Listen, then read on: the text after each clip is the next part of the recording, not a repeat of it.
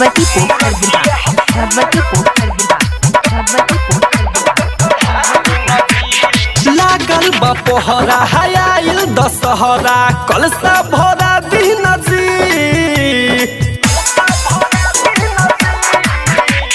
लागल बा पोहरा हयाइल दशहरा कलसा भरा दिन जी। ए सैया चुनर ले आ दिन जी, मूर्तिया चुनर गढ़ा दिन जी।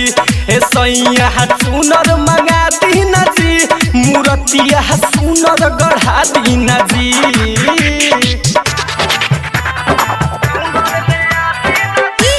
राजकुमार,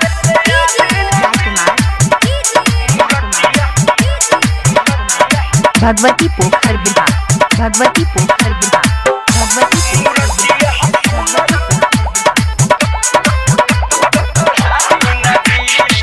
खुशी होई है माता रानी, दुख होई दूर हो। उनका ला ले आई धुपुआ कपूर हो।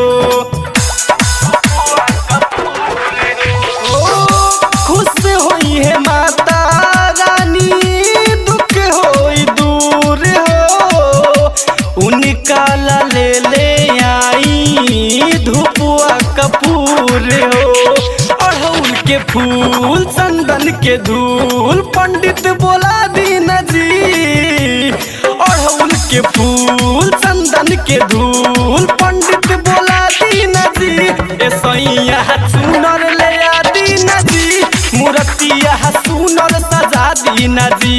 ए सैया चुनर मंगा दीन जी, मूर्तिया सुनर गढ़ा दीन जी। राजकुमार,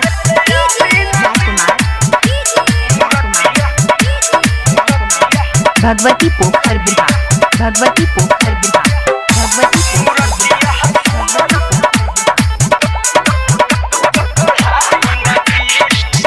नवमी में नव दिन करब नवरात हो। माई के पूजाई करब रउए के साथ हो। नवमी में नव दिन करब नवरात हो। माई के पूजाई करम रउए के साथ हो। डीजे मगा के सुशील तिवारी के भजन बजा दीजी। डीजे मगा के राइटर रामेश्वर के भजन बजा दीजी। ए सैया चुनर मंगा दीजी, मूर्तिया सुनर सजा दीजी।